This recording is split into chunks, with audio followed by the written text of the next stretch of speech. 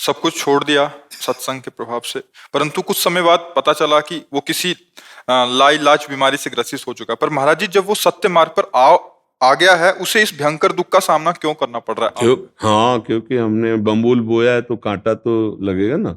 तुम कितना सतमार्ग में आए हो तो ये तो तुम जान रहे हो।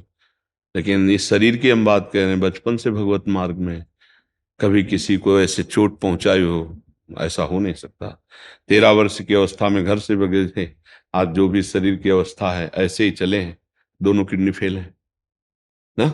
ये नई खेती, उसका प्रभाव, हम दुखी नहीं हैं, हम रोगी नहीं हैं, हम परास्त नहीं हैं। किसी को विश्वास नहीं होता कि ऐसी दिनचर्या वाला आदमी किडनी फेलियर हो सकता है, विश्वास नहीं होता। वास्तविक बात सत्य है कि मेरी किडनी नहीं खराब है, इस शरीर की खराब है। अगर मैं स्वीकार कर लूं तो अभी तुम्हें पता चल जाएगा किडनी खराब है। भगवत चरणारविंद का आश्रय, भगवान नाम का बल, ये सब ठीक कर देता है। आपको चिंता नहीं करनी। जो भूल से गलती हो गई, आगे उसकी पुनरावृत्ति ना हो। नाम जप करते ही चलो, और ये मत सोचो कि अब हमको ये रोग हो गया तो भगवान ने क्यों दिया। आपने तो गलती इस जन्म की देखी है। अभी एक दिन एक प्रश्न कर रहे थे कि बिना किसी अपराध के मुझे दंड क्यों दिया गया। हमने कहा भाई ईमानदारी की बात मान लीजिए, हमारी सरकार में कभी ऐसा नहीं है। जो आध्यात्मिक भागवतिक निर्णय है उसमें कभी ऐसा नहीं। इसी जन्म के ऐसे पाप बताओ जिनका तुमने कोई प्रायश्चित नहीं किया, कोई दंड नहीं मिला, अब वो बो गए, अब वो फल नहीं देंगे आपको। ऐसी जगह पिटवाएंगे, ऐसी जगह फंसाएंगे जहां 100% सत्य हो, लेकिन वो एकांतिक पाप जिसको कोई नहीं जानता, वो तुम्हें वहां दंड देगा, तुम्हें भुगतना पड़ेगा। अवश्य में भोक्तव्यम कृतम कर्म शुभाशुभम। बाल ब्रह्मचारी जिंदगी में कभी भी अधर्म और असत्य और पाप आचरण न करने वाला महावैष्णव भीष्म जी महाराज 6 महीना बाणों की सैया पर, पूर्व कर्म भोग अवश्य में भोक्तव्यम। इस शरीर का जब निर्माण हुआ तो जो प्रारब्ध से सुख दुख बनाया गया उसको पूरे जीवन में भोगना पड़ेगा।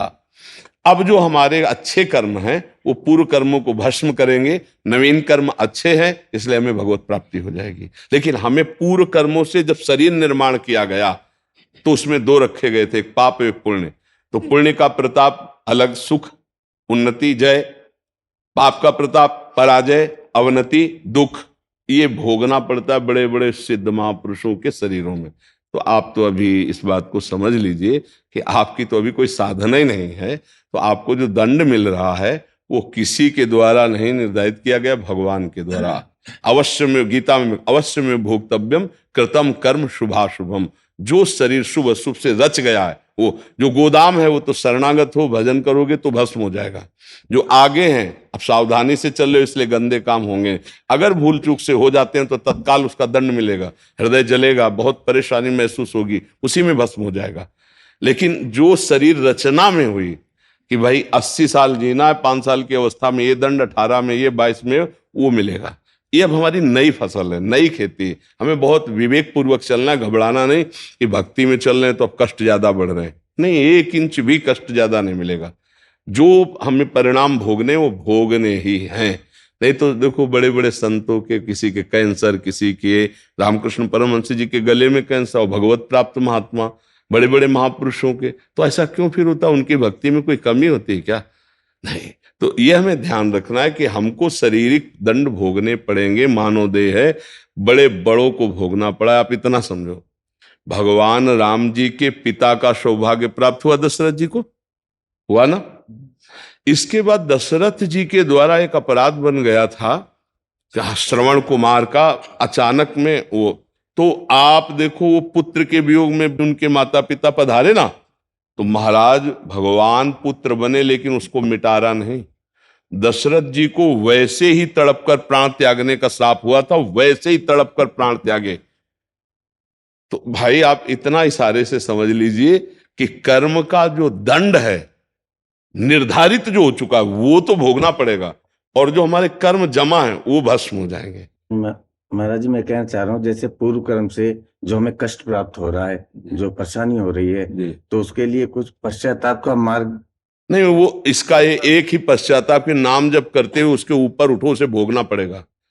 जो प्रारब्ध छूट चुका है इस शरीर में आ चुका है, वो हमको भोगना पड़ेगा। नहीं अगर ऐसा होता ना तो संत महात्मा 1 मिनट में छू छा करते, सब हो जाता। जैसे लोग नहीं कहते कि ऐसा कर दो, इनका ये रोग ठीक कर दो, उनका ठीक कर दो। भैया आज तक हमने ऐसे किसी ब्रह्म ऋषि को नहीं देखा है। नहीं, छू ऐसे किया वैसे हो गया। कितना वो भजन करते हैं छू करने वाले पता नहीं। नौटंकी नाटक कर्मों के नाश के लिए नहीं है, वो बहुत ही मतलब विचित्र खेल है। बोले तुम्हें अमुक रोग है, बोले हाँ, बोले ठीक, बोले हाँ ठीक। अरे वाह भाई, ऐसे हो तो सब अस्पतालों में ताला लग जाए भाई। बोले मुर्दा जिंदा, तुम्हें पोस्टमार्टम को कहीं ले जाओ, सीधे वहां ले जाओ, और छू बोलेंगे पूरा शरीर निहाल हो जाएगा। ऐसा तो हमें कई शास्त्रों में नहीं मिला। औषधियां हैं, रोग है, उनका निवारण धीरे धीरे ऐसे आयुर्वेद है, होम्योपैथिक है, एलोपैथिक है। हाँ, ऋषि मुनि अध्यात्म के द्वारा भवरोग का निवारण करते हैं। कभी कोई अपनी तपस्या का प्रयोग किसी ऐसे विशिष्ट के लिए, कभी कोई 1-2 के लिए कर दिया, वो भी गुप्त रूप से, तो उनको भी उसका पाप लेकर भोगना है। उसका दूर किया, उसका पाप लेके भोग। ऐसा नहीं छू, ऐसा नहीं है, नहीं तो भगवान छू करके श्रवण कुमार के पिता का श्राप नष्ट कर देते। भगवान सर्व सामर्थ्यशाली। पक्का मतलब विधान को समझने की चेष्टा की जाए, इसलिए भक्ति पुष्ट हो जाएगी अगर विधान समझ जाओगे, नहीं तो आपकी अश्रद्धा हो जाएगी। अगर आपका चिंतन प्रभु में लग जाए तो प्रभु शरीर रोगी होते हुए भी कोई फर्क नहीं पड़ता। लग गया महाराज जी, है लग गया। तो फिर अब शिकायत मत करो कि कोई रोग है, कोई कर। राधा, ये जाएगा, तुम नहीं हो, ये जाएगा। और आपने मेरा जीवन बदल दिया महाराज। हाँ नहीं, अभी तो क्या है, अभी थोड़ा और आगे बढ़ो, ऐसी ऊंचाई पे आओगे कि नाच पड़ोगे, रो पड़ोगे कि प्रभु आप बड़े कृपालु, प्रभु कि हमको संत समागम मिला। जब द्रवहि दीन दयालु राघो तो साधु संगति पाइए। सच्ची बता रहे हैं आपसे, हर समय ऐसा उत्साह, ऐसा बल बना रहता है केवल प्रभु के उससे। भगवान के माता पिता कंस कारागार में है, कितनी बड़ी अव्यवस्था है आप सोचो। गर्भवती मां देवकी, पिता, और अवतार किनका हो रहा है? सर्वलोक महेश्वर भगवान का। अब विचार करके देखो, भगवान वहीं उसी समय कंस को नष्ट कर देते जो चतुर्भुज नारायण रूप। नहीं, समय लीला, हमें जाओ छुपा दो जाके न। विचार कर, जब देवकी जी के सामने प्रकट हुई तो बालक रूप नहीं, चतुर्भुज भगवान का वो वहां वैष्णव तेज स्वरूप, 1 सेकंड में कंस को भस्म कर देते। लीला करनी, चुरा के रात्रि में भगवान को वहां छोड़ के आते हैं। फिर वो आते हैं 11 वर्ष की अवस्था के बाद, बाल खींच करके उसको परम धाम प्रदान। भगवान की हम जो लीलाएं गाते हैं उनका रहस्य समझो। जब भगवान ने उधर किया तो इधर कृष्णा अवतार में बाण मारा ना चरण में, तो हमारा कोई ना कोई कर्म जो किया हुआ है वो हमें भोगना पड़ेगा। ये किसी के छूछा जंतर मंत्र से नहीं जाने वाले। थोड़ी देर के लिए तुम्हारी दिमाग की स्थिति को बदल दे, ऐसे मंत्रों का प्रभाव होता है, और इसके बाद आपका कर्म भोग आपको भोगना ही पड़ेगा। ये जरूर देखा है हमने कि कोई महापुरुष जैसे करुणा कर दिए और आपका रोग ठीक कर दिया। कैसे? आपका रोग अपने में ले लिया, वही रोग थोड़े दिनों बाद उनके ऊपर प्रकाशित मिलेगा पक्का।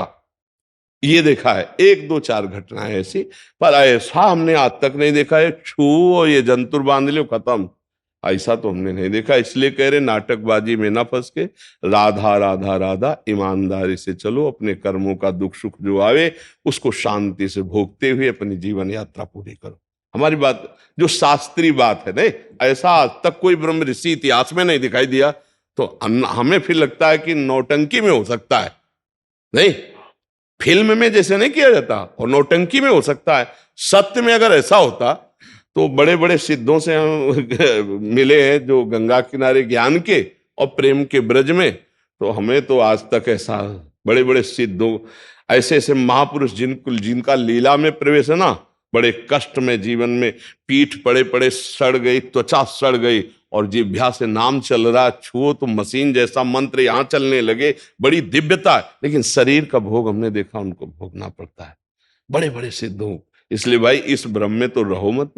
को ना काहू के सुख दुख कर दाता, निजकृत कर्मो भोग सुनु भ्राता, अपने कर्मों का भोग भोगना पड़ेगा। इसलिए अब लो नसानी अब ना नसे, अब हम अच्छी फसल तैयार करेंगे, पिछली फसल हमें भोगना है, अगली तैयार करके मुक्त हो जाना है। ये ईमानदारी वाली बात समझ लीजिए। सही होना है अपने ईमान बल से। राधा राधा राधा, ऐसी ऊंचाई में पहुंचो कि तुम्हें शारीरिक कष्ट ना पड़े। जो शारीरिक हो रहा है होगा, वो तुम्हें व्यथा ना पहुंचा पाए। सत्य के मार्ग को जानना, चलना और पाना, ये बहुत कठिन हो रहा है। आज का जो समय हो रहा है ना, ये तो हम धन्य भाग मनाते हैं कि आप बैठ के सुनने आए हो। नहीं नहीं, आज इस सत्य मार्ग को लोग अवहेलना कर रहे हैं। सिर्फ हम नाटकबाजी को पसंद करते हैं।